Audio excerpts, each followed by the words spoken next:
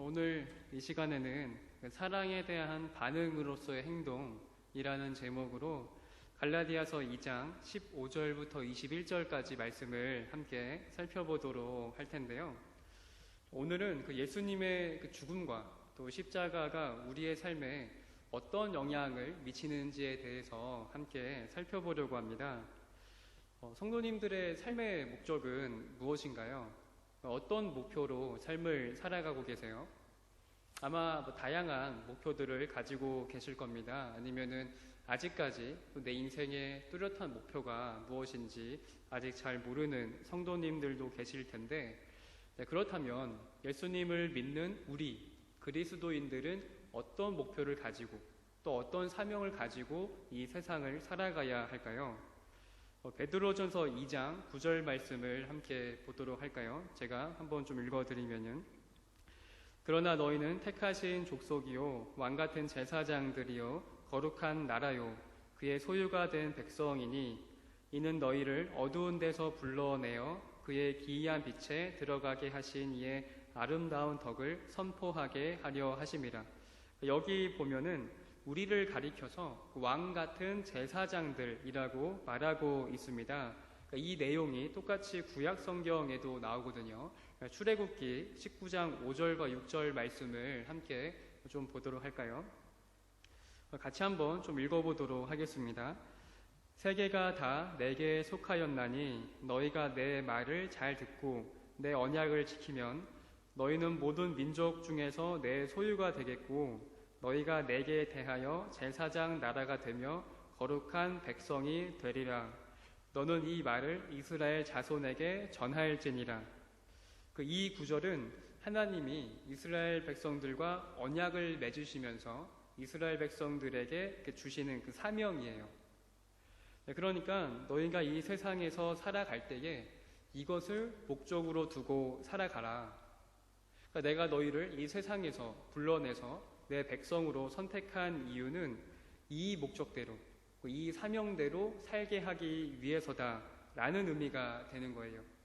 6절을 보면 제사장 나라가 될 것이다 라고 이제 아까 저희가 함께 읽어봤는데, 아까 읽어본 베드로 전서의 말씀이랑 똑같은 내용이잖아요. 그렇다는 것은 지금 교회도, 저와 성도님들도 제사장 나라의 역할을 해야 된다라는 것을 의미를 합니다. 성도님들께서는 이 제사장의 역할을 지금 현재 잘 감당하고 계신가요? 이 역할을, 이 목적을 내 인생의 그 삶에 두면서 목적으로 두고 삶을 살아가고 계시나요? 그렇다면 제사장의 역할이 무엇인지, 그리고 제사장 나라가 된다는 것이 무엇인지를 저희가 함께 좀 알아야 되겠죠. 그 당시에 제사장은 하나님과 백성들 사이를 중개하는 그 역할을 했었습니다. 그렇다면 제사장 나라가 된다는 것은 하나님을 모르는 그 주변의 사람들에게 하나님을 증거함으로 인해서 그 주변의 사람들이 우리를 통해서 이제 하나님을 알게 된다는 것을 의미를 합니다. 그렇다면 우리가 어떻게 해야지 주변의 사람들이 우리를 통해서 하나님을 알게 되는 걸까요? 우리가 높은 지위에 올라가야 되는 걸까요?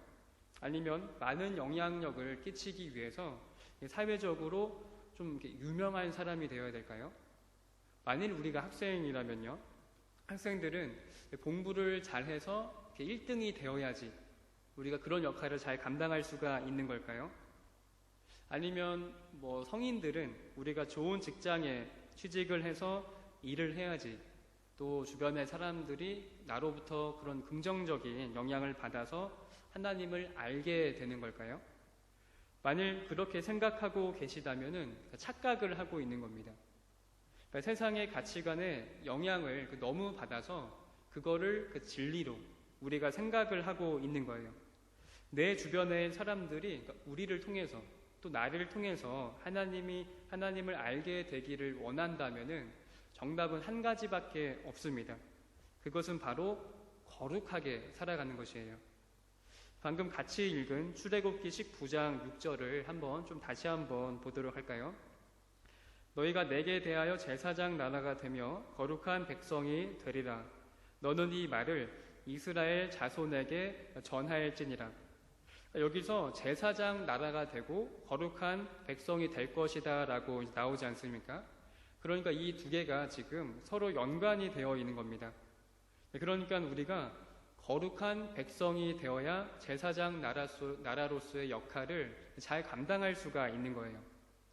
그러면 그리스도인들이 거룩해지려면 어떻게 해야 될까요? 우리가 어떻게 해야지 거룩해질 수가 있죠?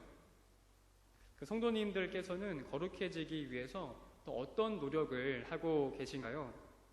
보통은 영적인 훈련을 우리가 해야 된다라고 이야기를 합니다. 그래서 기도, 성경 읽기, 금식, 전도 등 이런 활동들을 열심히 합니다.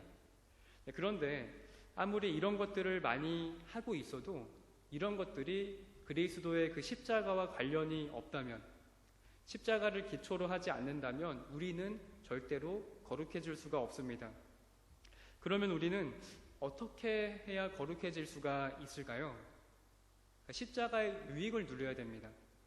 그런데 바울은 이 십자가가 과거의 사건으로만 머물면 우리에게 아무런 유익이 되지 않는다고 이야기를 하고 있어요. 십자가의 유익을 지금 우리가 누리고 또 우리에게 적용이 되기 위해서는 이 과거의 사건이 현재의 사건으로 경험이 되어야 하는데, 그게 어떻게 이루어지느냐? 바로 우리의 믿음을 통해서 이루어진다고 이야기합니다.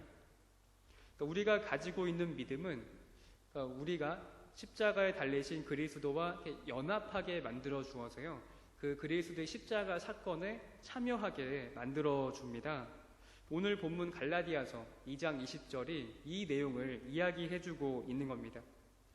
그 2장 20절을 잘 이해하기 위해서는 앞뒤 문맥을 저희가 살펴볼 필요가 있거든요. 그래서 16절을 먼저 한번 좀 보시면은, 그 16절에서는 그러니까 이런 의미를 가지고 있습니다. 저희 첫 줄을 보시면요, 여기서 이제 의롭게 된다는 것이 나오는데요. 여기서 의롭게 된다는 것의 의미는 하나님과의 관계가 회복되는 것, 하나님을 기쁘시게 하는 것으로 이제 이해를 하시면 돼요. 그러니까 하나님과의 관계를 회복하는 것은 율법을 지킴으로써 이루어지는 것이 아니라 예수님을 믿음으로써 이루어지는 것이다 라는 사실을 그 구절에서 이야기를 하고 있는 겁니다.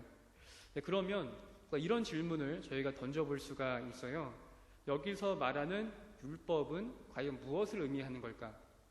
여기서 말하는 율법은요, 하나님을 사랑해라, 이웃을 사랑해라 라는 이 도덕적인 율법을 말하는 것이 아니라 이 유대인들과 다른 민족들을 구별해주는 그 특별한 율법에 대해서 이야기를 하고 있는 겁니다. 예를 들면은 할례, 음식 규정, 누구와 함께 음식을 먹어야 되고 누구는 또 먹지 말아야 되는지와 같은 이런 유대인들의 관습들을 가리킵니다. 그 당시에 유대계 그리스도인들, 그러니까 유대인 중에서 예수님을 믿는 사람들 중에서는 예수님을 믿은 후에도 우리가 계속 이런 것들을 지켜야 된다라고 이야기하는 유대인들이 있었습니다. 그래서 이렇게 하는 것이 하나님의 그 은혜에 대한 그 반응이다, 필수적으로 꼭 해야 된다라고 강요하는 사람들도 있었습니다. 하지만 바울은 이런 상황들, 이런 문제들을 보면서요, 그렇게 해서는 안 된다라고 이야기를 하고 있습니다. 하나님을 기쁘게 하기 위해서는 율법을 지키려고 노력을 하는 것이 아니라 오히려 율법에 대해서 죽어야 한다라는 것을 말하고 있습니다. 왜냐하면 우리는 율법을 다 지킬 수가 없기 때문이에요. 바울은 이러한 내용을 쭉 전개해 나가면서 이제 20절에서 그리스도와 함께 십자가에 못 박히는 것에 대해서 이야기를 하고 있는 겁니다. 20절 전에 19절이 있거든요. 저희가 19절을 한번 좀 같이 보도록 하겠습니다. 한번 같이 읽어보도록 할게요. 내가 율법으로 말미암아 율법에 대하여 죽었나니 이는 하나님에 대하여 살려 함이라. 20절은 19절과 다른 새로운 개념을 말하는 것이 아니라 19절의 내용을 좀 더 구체적으로 설명하고 있는 구절이에요. 그래서 20절의 내용을 정리해서 말하자면은 이렇게 이야기를 할 수가 있습니다. 십자가에 못 박힌다는 것은 율법과 자아의 지배에서 벗어나서 더 이상 나의 공로와 행위를 하나님의 은혜를 얻고 그 은혜를 유지하려는 수단으로 사용하지 않는다는 것을 의미합니다. 심지어 율법을 지키는 것을 나의 믿음을 보조해주는 그 보조 수단으로도 여기지 않는다는 것을 이야기하고 있습니다. 바울은 그리스도와 함께 십자가에 못 박히는 것이 이런 율법에 대해 죽는다는 것을 의미한다고 가르치고 있는 거예요. 여기서 우리가 좀 혼동하지 말아야 할 것이 한 가지가 있습니다. 그것은 율법과 율법을 지키려는 행동을 구분해야 한다는 거예요. 바울은 지금 율법 자체를 공격하고 있는 것이 아니라 율법을 사용해서 하나님 앞에서 이 당당함을 얻으려고 하고 있는 이 행동을 공격하고 있습니다. 다시 말하면은 율법을 통해서 하나님 앞에 의를 얻으려고 하는 그 행동을 공격하고 있는 거예요. 만일 우리가 율법을 지키면서 의를 얻으려고 하다가 율법을 온전히 지키지 못하면 율법은 저와 성도님들에게 죽음을 요구를 합니다. 그러니까 우리는 율법을 100% 지킬 수가 없거든요. 그래서 우리는 반드시 죽어야만 하는데, 근데 그 죽음을 누가 대신 죽어주셨습니까? 예수님이 그렇게 하셨거든요. 내가 율법을 다 지키지 못해서 율법은 계속 나에게 저주를 내리면서 나에게 죽음을 요구를 하는데, 그 죽음을 예수님께서 대신 죽으셨다는 거예요. 그렇게 함으로써 예수님은 율법의 그 횡포로부터, 율법의 노예 신분으로부터 저와 성도님들을 해방시켜 주셨습니다. 그렇게 되면 율법은 예수님을 믿는 신자들에게 어떤 권세도 가지지 못합니다. 그러니까 우리가 율법을 지키지 못해도 이 율법이 우리에게 죽음을 요구할 수가 없어요. 그러니까 우리는 여기에서 율법에서 완전히 자유해집니다. 이 내용을 갈라디아서 3장 13절에서 조금 더 충분하게 설명을 해주는데 우리 같이 한번 읽어보도록 하겠습니다. 그리스도께서 우리를 위하여 저주를 받은 바 되사 율법의 저주에서 우리를 속량하셨으니 기록된 바 나무에 달린 자마다 저주 아래에 있는 자라 하였음이라. 예수님은 십자가를 통해서 율법의 저주에서 저와 성도님들을 속량해 주셨어요. 그렇기 때문에 십자가 이후에 율법은 저와 성도님들을 전혀 지배할 수가 없습니다. 그래서 이 율법은 하나님의 은혜를 얻는 수단이 되지 못하고요. 또 하나님께 받은 은혜를 유지하는 수단도 될 수가 없습니다. 동시에 그 나의 자아, 그러니까 우리의 자아도요, 율법처럼 그리스도의 그 십자가에 의해서 죽임을 당했습니다. 그렇기 때문에 이 하나님과 나와의 관계를 회복시켜 줄 것이 나 자신에게도 없는 거예요. 그래서 나를 의지할 수도 없습니다. 우리에게 필요한 것은 십자가에 달리신 그 예수님을 믿는 그 믿음뿐입니다. 그 믿음만 있으면은 하나님과의 관계가 회복이 되는 거예요. 성도님들은 무엇으로 하나님과의 관계를 맺고 계십니까? 어떤 것을 통해서 하나님과의 관계를 회복하려고 노력하고 계신가요? 그것이 어떤 것이든 간에 믿음이 아니라면 그 어떤 것이든 간에 그것을 통해서 하나님과의 관계를 회복하려고 하는 것은 그것이 곧 율법이 된다라고 이야기를 하고 있는 겁니다. 언제 우리가 하나님께 자신 있게 나갈 수가 있습니까? 하나님이 나를 아무런 조건 없이 받아주셨다라는 이 사실을 우리가 깨달을 때 그렇게 자신 있게 또 당당하게 하나님께 나아갈 수가 있는 거거든요. 나에게 하나님의 사랑을 받을 만한 것이 아무런 조건이 없다고 생각할 때 가장 당당하게 나갈 수가 있습니다. 이 믿음 외에 다른 것들을 통해서 내 안에 당당함이 있도록 한다면은 곧 그것이 율법이 된다는 거예요. 그것을 통해서 하나님의 사랑을 쟁취하려고 하는 거죠. 한번 몇 가지 예를 들어볼까요? 내가 열심히 봉사하니까 하나님이 나를 기뻐하시겠지. 이 봉사가 율법이 되는 거예요. 율법을 통해서 의를 얻으려고 하는 겁니다. 그리고 내가 매일 큐티하고 또 기도하고 성경도 읽으니까 하나님이 나를 사랑해 주시겠지. 내가 매일 예배도 빠지지 않고 또 모든 교회 모임에 참석을 하니까 하나님이 나를 기뻐하시고 사랑해 주시겠지. 내가 그 전에 하나님과의 관계가 조금 소원했었는데 내가 기도도 하고 예배도 참석하고 하면은 이 관계가 조금 회복이 되겠지. 그러니까 이게 율법을 통해서 의를 얻으려고 하는 행동입니다. 그러니까 우리는 예수님을 믿는 그 믿음은 온전히 그 예수님을 믿는 그 믿음에 기초해야지만이 하나님의 사랑을 받을 수 있고 또 하나님과의 관계가 회복될 수 있는 거예요. 그러니까 이 믿음 외에 다른 것으로 관계를 회복하려고 하는 것은 다 율법이고 또 잘못된 행동입니다. 그렇다면은 좀 이런 의문점이 좀 들 수가 있을 거예요. 그러면 예수님만 믿으면 우리가 이 믿음만 가지고 있으면은 봉사나 여러 섬기는 행동이나 큐티나 기도, 예배 그러니까 이런 것들은 하나도 안 해도 되는 건가 이렇게 생각을 하실 수가 있을 텐데 그런데 그런 것들은 하나님의 그 사랑에 대한 반응으로 그러니까 하나님을 사랑하는 마음으로 하게 되는 겁니다. 정말로 우리가 하나님에 대해서 깊은 사랑을 느낀다면은 그렇게 해야 된다는 책임, 의무감이 생기게 됩니다. 이제 내가 그런 봉사를 하는 것은 하나님의 사랑을 얻기 위한 수단으로서 하는 것이 아니라 하나님의 사랑을 이미 얻은 사람으로서 하게 되는 겁니다.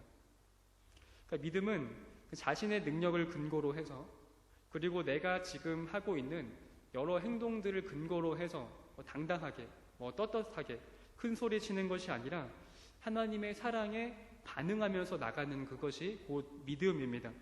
그러니까 사랑은 책임을 지게 만들고요. 또 우리를 열심을 내게 만들어서 하나님께 열심을 내게 하고 또 이웃에게 열심을 내게 만들어주는 것이 곧 사랑입니다.